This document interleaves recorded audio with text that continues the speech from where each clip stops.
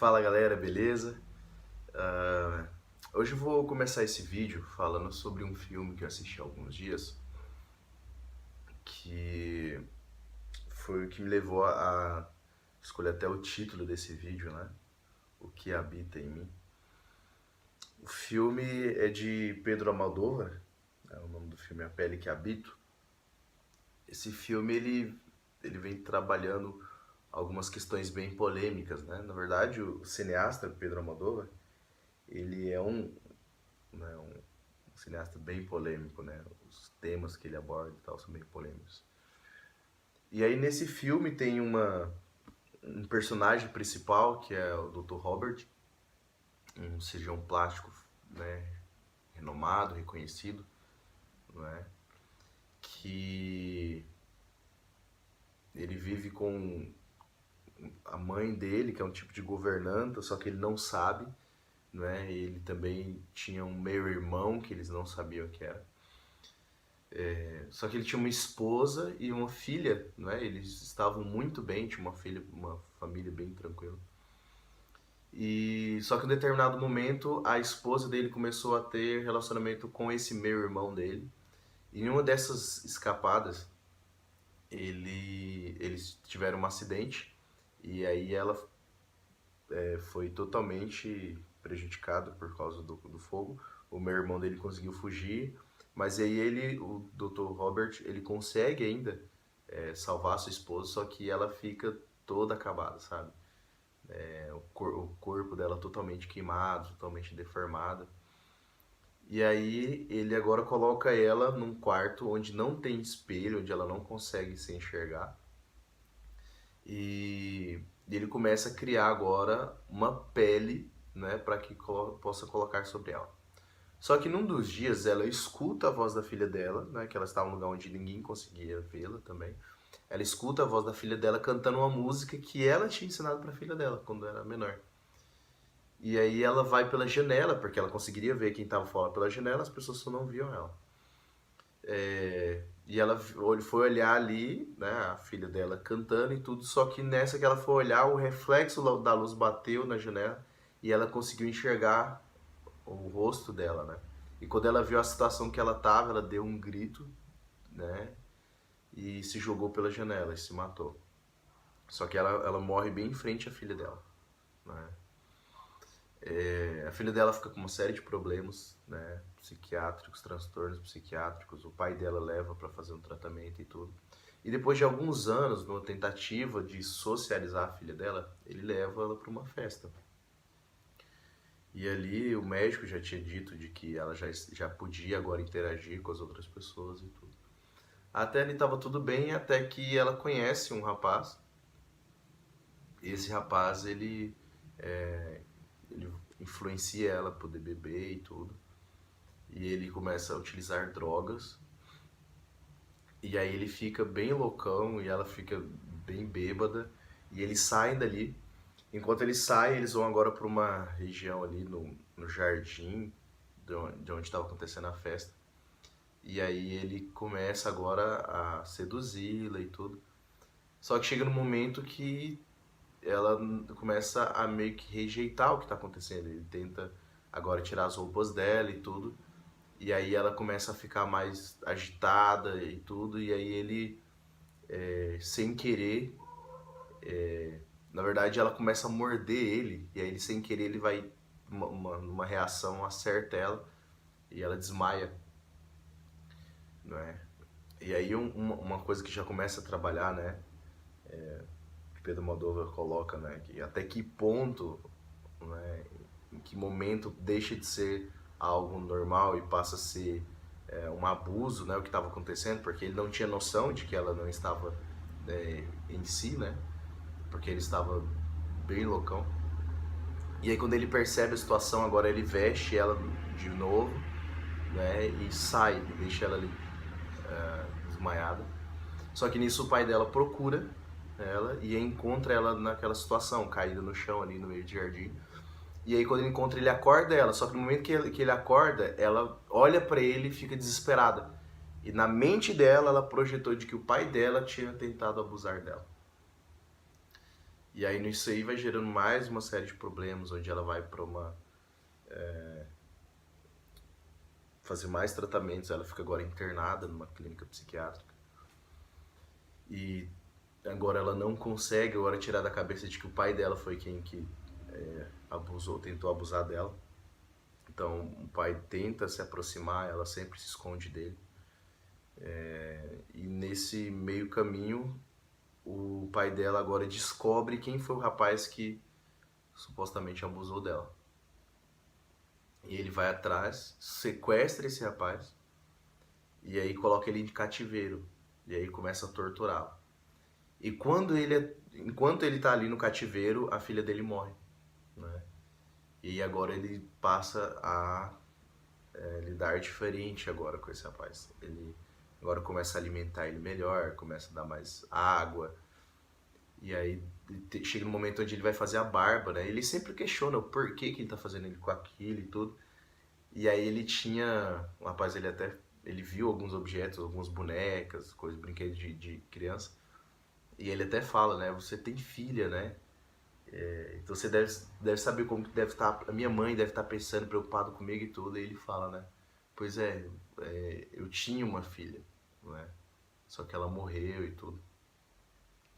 E aí agora ele leva esse rapaz para uma mesa de cirurgia, né? Enquanto ele tava fazendo a barba dele, ele usa alguma coisa para poder desmaiar ele, deixar ele inconsciente. E aí ele coloca um tranquilizante para que ele possa dormir.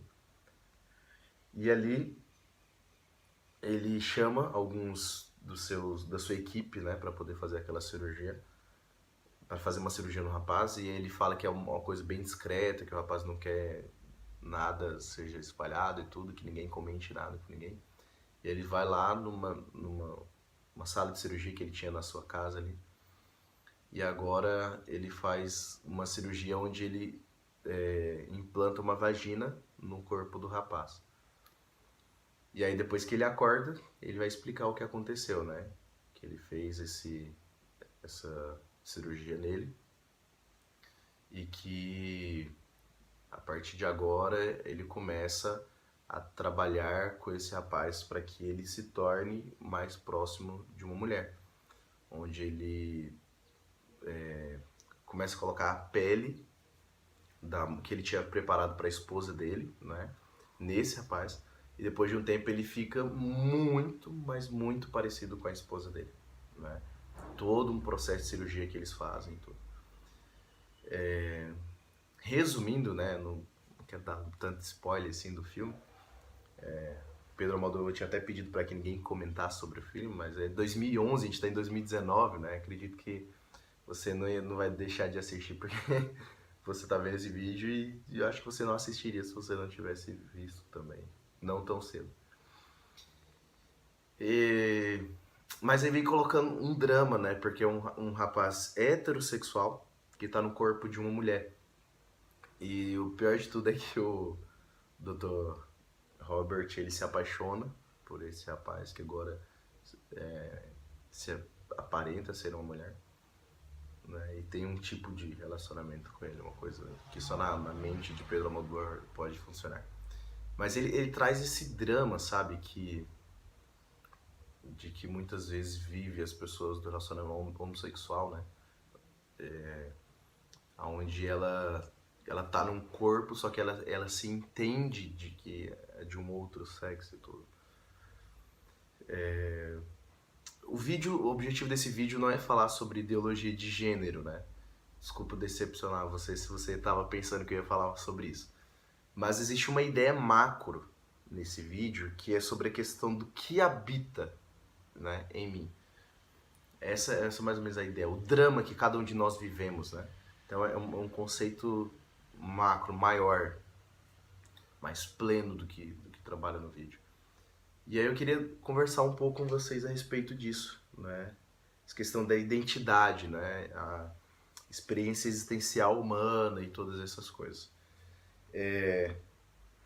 Uma das dificuldades que nós temos aqui na Terra, né, na nossa vida, é de que nós nascemos sem escolher, certo? Então ninguém pergunta pra gente se a gente quer nascer, né? A gente não tem escolha, a gente nasce.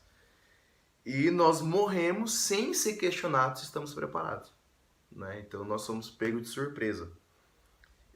Então a morte, né, ela nos dá uma consciência de finitude, certo? A gente tem a noção de que nós somos finitos, de que nascemos e vamos morrer, né? Então, tendo essa consciência da nossa finitude, a existência, agora o existir, passa a ter um peso, né? Onde o tempo que passa, a gente começa a sofrer com cada tempo que a gente perde. É como se cada coisa que a gente não consegue aproveitar do nosso tempo, como se a gente estivesse perdendo o nosso tempo. E hoje todas as escolas filosóficas, né, elas existem com o propósito de nos dar resposta do porquê estamos aqui, porquê morremos, e entre outras coisas, né? E infelizmente nem sempre as respostas são tão satisfatórias pra gente. E eu gostaria de poder trabalhar um pouco sobre esses conceitos, um pouquinho sobre isso que eu vou estar falando com vocês, tá? Eu vou usar como base dessa discussão que eu vou estar trazendo para vocês um texto da Bíblia, né? Que sempre vai ser onde eu vou estar baseando as ideias que a gente vai estar trabalhando aqui. No livro de Romanos, no capítulo 8, verso 28 e 29, Paulo, o escritor de Romanos, ele vai trabalhar com alguns conceitos aqui, mas eu vou ler somente o verso 28 e 29, que diz assim: Sabemos que todas as coisas cooperam para o bem daqueles que amam a Deus. Né? E tem gente que lê esse texto, né? E infelizmente coloca suas ideias sobre o texto. E aí dizia, sempre gostam de falar, né? Tá vendo? Aqueles que amam a Deus, aqueles que estão com Deus, nada vai dar errado, tudo vai dar certo e tal. Não é isso que o texto está falando. Né? O propósito do texto não é falar isso aí. A gente tem que ler qual que é o contexto aqui, né? Então, olha só. Sabemos que todas as coisas cooperam para o bem daqueles que amam a Deus, daqueles que são chamados segundo o seu propósito. Então, observa de que o texto está falando relacionado ao propósito de Deus. Então, tudo coopera para o bem daqueles que amam a Deus, segundo o propósito de Deus para cada um de nós. E esse propósito é o mesmo para todo mundo. Qual que é esse propósito? Verso 29. Porquanto, aos que antemão conheceu, também os predestinou para serem conformes à imagem de seu filho. Opa! A fim de que ele seja o primogênito entre muitos irmãos. Então, esse texto está nos dizendo que existe um propósito de Deus para nós. Qual que é esse propósito? Restaurar a imagem de Deus em cada um de nós. A imagem do Filho de Deus em cada um de nós. E agora, quando essa imagem é restaurada em nós, nós podemos ser chamados irmãos de Jesus. Que ele é o Filho de Deus também. Certo? Então, esse é o propósito de Deus para cada um de nós. Tá, como que funciona isso? Nós, quando vamos pro início do relato da criação, início da Bíblia, livro de Gênesis, é dito que nós fomos feitos à imagem de Deus. Só que por conta do pecado, nós perdemos essa imagem. E o propósito de Deus é restaurar a imagem de Deus que foi perdida no Éden. Certo? Então é basicamente isso. Antes da gente poder trabalhar um pouco mais essa ideia, eu queria falar um pouquinho sobre alguns conceitos do humanismo, certo? Porque quando nós olhamos, né, o conceito bíblico sobre a questão da restauração da imagem de Deus, existe um contraponto do que a Bíblia diz, que é a ideia do humanismo. No humanismo, o conceito assim, do humanismo é de que nós nascemos bons, certo? Mas nós somos corrompidos pelo meio, pela sociedade, tudo. Um grande precursor dessa ideia é Rousseau, um filósofo do século XVIII. E depois os seus filhos vão trabalhar com esses conceitos de Rousseau e vem colocando de que através da educação é o meio de poder resolver esse problema, essa corrupção que o homem tem com o meio, né? Então a ideia basicamente é de que o homem ele pode resolver seus próprios problemas através da educação e do esforço. Essa é a ideia que o humanismo traz. Enfim, A pergunta é, quem somos nós? Nós somos bons ou nós somos maus? Porque, de acordo com a Bíblia, existe um contraponto, né? Existe uma ideia diferente, uma cosmovisão diferente. A cosmovisão judaico-cristã é de que nós nascemos maus, né? Então é um pouco sobre isso que a gente vai estar trabalhando hoje, certo? Então, eu tinha falado sobre a questão de Gênesis capítulo 1, né? Vamos ler o texto, para a gente entender um pouco melhor. Então, Gênesis, no capítulo 1, no verso 27, é dito o seguinte: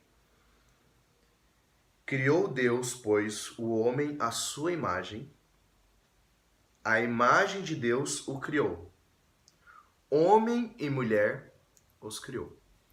Então aqui, observa que a Bíblia ela vem dizendo que Deus criou o homem à sua imagem, certo? A imagem de Deus o criou. Homem e mulher os criou. Então quando fala de homem primeiramente, ele está relacionado ao ser humano, um todo, e depois ele fala especificamente o homem e mulher, macho e fêmea. É uma tradução mais literal do original hebraico. Então, tanto a figura masculina quanto feminina, ambos são imagem e semelhança de Deus. Então, na realidade do Éden, antes do pecado, não existia essa desigualdade de gênero. Tanto homem quanto mulher, eles eram iguais, certo? Não existia nada de patriarcal, machista, nada disso aí. Isso foi uma coisa que aconteceu com a sociedade pós-pecado. Pós-pecado entrar no mundo. Mas já que eu estou falando sobre a questão do pecado, como é que funciona essa questão do pecado, né? Como é que foi que isso aconteceu? Então, vamos agora para Gênesis capítulo 2, no verso 25.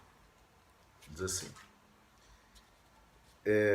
Ora, um e outro, o homem e sua mulher, estavam nus e não se envergonhavam, certo?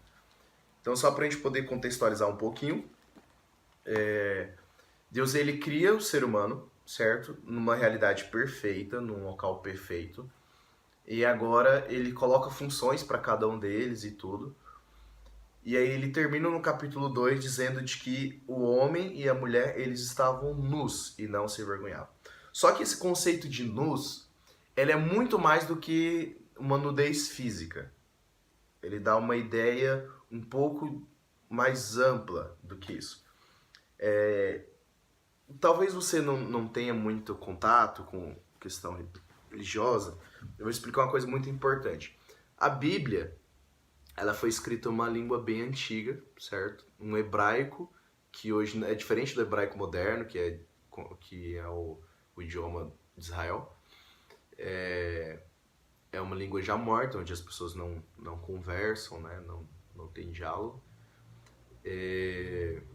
Mas quando a gente começa a estudar a Bíblia, olhando como ela foi escrita no original, no caso, a maior parte do Antigo Testamento foi em hebraico, a gente consegue perceber alguns nuances diferentes. E aqui, quando aparece na Bíblia a palavra nus, que o homem e a mulher, ambos eles estavam nus, no hebraico é a palavra arumim, certo? Arumim, que é o plural da palavra Aron, certo?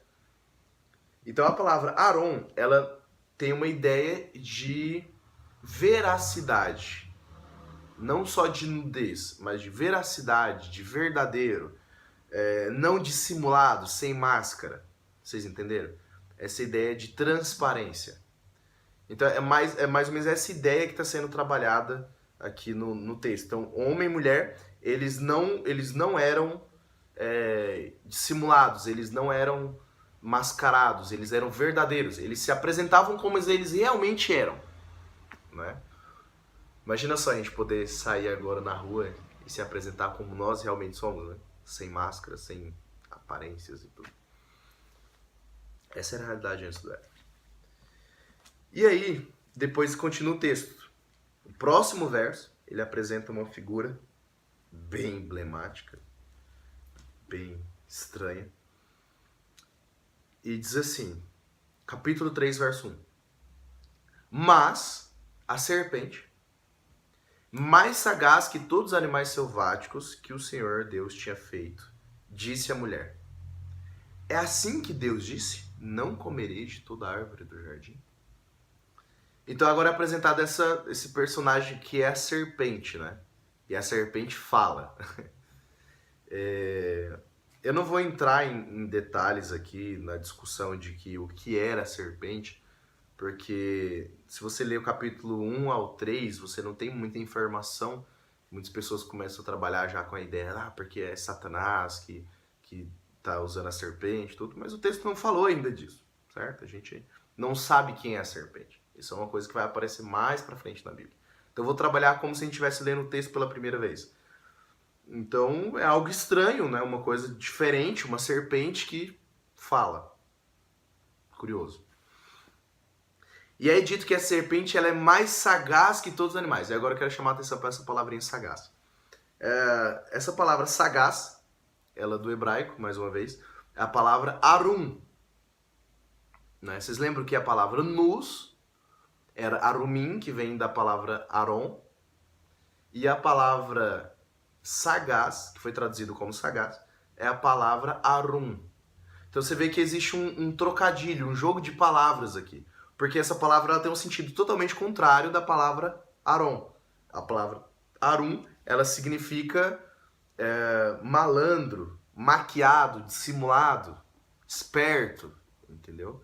Então tem essa ideia aqui.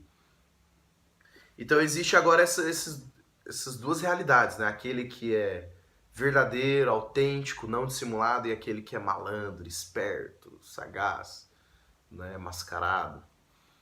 E agora existe um diálogo agora entre a mulher e a serpente. E agora a serpente ela faz a mulher comer do fruto proibido. O fruto da árvore do conhecimento do bem e do mal. E por conta disso, depois disso ela vai e leva esse fruto agora para o seu esposo, para Adão. Ele come do fruto também. E observa o que acontece. Olha o que acontece depois que ele come do fruto. Que eles comem do fruto, né? Verso 7. Abriram-se então os olhos de ambos e percebendo que estavam nus. Olha só, até então eles não tinham preocupação. Não se importavam em estar nus. Então eles perceberam que estavam nus. Então agora eles percebem a realidade deles. E cozeram folhas de figueira e fizeram cintas para si. Então agora eles tentam se esconder. A primeira reação que eles têm ao verem que eles comeram do fruto, ou seja, que eles agora entram em pecado, certo? Que eles obedecem a Deus, eles entram em pecado. Então o pecado, a primeira coisa que faz é com que eles percebam a realidade deles. Qual que é a realidade? Eu não sou mais tão verdadeiro, eu não sou mais tão autêntico, eu não sou essa pessoa sem malícia. A partir de agora ele percebe de que ele tem sim uma malícia, que agora ele tenta se esconder, ele começa a colocar máscaras, né? E agora eles tentam, através das vestimentas, se esconder da realidade deles. E uma coisa que é muito interessante, né? Que geralmente se você vai ver em realidade religiosa, né? Quando a pessoa ela entra em erro, a primeira coisa que a gente faz é apontar o dedo, né? Falar, você pecou e tudo. O que você fez, né? Olha só. Mas olha qual que é o questionamento de Deus depois que eles fazem isso.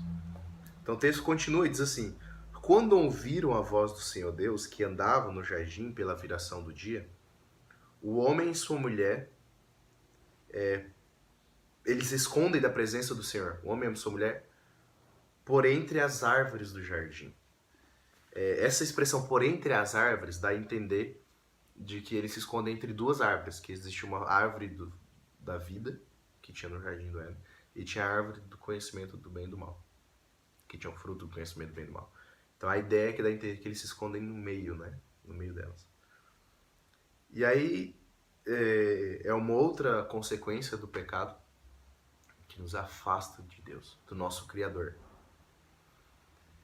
Verso 9. E chamou o Senhor Deus ao homem e lhe perguntou, onde estás? Verso 10. Ouvi a tua voz, jardim, e porque estava nu, tive medo e me escondi. Agora interessante, né? Que a pergunta de Deus é: onde estás? Deus ele não pergunta: Adão, o que você fez? Não. Deus perguntou para Adão: Adão, onde é que você está? Você deveria estar aqui, do meu lado. Isso demonstra um conceito de Deus bem diferente do que muitas pessoas imaginam, né? As pessoas têm a ideia de um Deus malvado, um Deus tirano, de que ele fica lá em cima, né? Olhando pra gente lá de cima, só esperando a gente cometer um erro para poder castigar e tudo. E a Bíblia apresenta um Deus totalmente diferente, né? Isso que é muito lindo. Um Deus que ele está preocupado com nós, né? Conosco. Agora, a partir de agora, o homem ele percebe, ele se vê nu. Então ele deixa de ser a imagem e semelhança de Deus. Isso é uma mudança muito importante. Ele deixa de ser imagem e semelhança de Deus e ele passa a ser imagem e semelhança da serpente. Ele não é mais uma pessoa verdadeira, autêntico, sem máscaras. Agora ele passa a ser uma pessoa malandra, esperta, maliciosa, né? Mascarada. E isso é a serpente. Então o homem deixa de ser imagem e semelhança de Deus e passa a ser imagem e semelhança da serpente. Então, agora, a partir de Adão, o pecado ele habita em nós. Certo? Nós nascemos com uma tendência pecaminosa. Nós nascemos dissimulados, nós nascemos mascarados, nós nascemos com a natureza ruim. Certo? Esse é o conceito bíblico. Então, dentro dessa ideia, Paulo, num tipo de tratado teológico a respeito da natureza humana, ele vai falar um pouco sobre isso. Então, a gente vai voltar agora para o livro de Romanos, que a gente tinha lido antes. No capítulo 7, no verso 15 e depois alguns outros versos.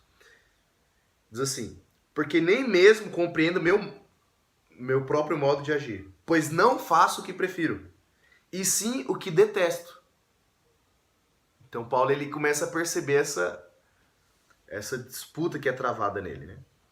Neste caso, quem faz isso já não sou eu, mas o pecado que habita em mim. Porque eu sei que em mim, isto é, na minha carne, não habita bem nenhum, pois o querer o bem está em mim, não porém o efetuá-lo. Então olha só. Porque eu não faço o bem que prefiro, mas o mal que eu não quero, esse eu faço. Mas se eu faço o que não quero, já não sou eu quem faz, e sim o pecado que habita em mim.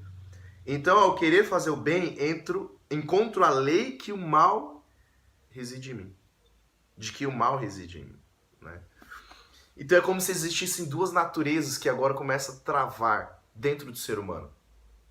E essa é a ideia que Paulo está colocando. O pecado habita em mim. Certo? Segundo o cristianismo, nós somos naturalmente maus. Nós nascemos maus. Certo? Então, é totalmente diferente, né? Do que o humanismo ele tenta trabalhar, de que nós somos naturalmente bons, na verdade. E de que a sociedade que nos corrompe, a ideia da Bíblia é o contrário, de que nós é que corrompemos a sociedade. Nós é que somos ruins. Então nós queremos fazer o que é ruim. A gente não precisa ir longe para poder perceber isso.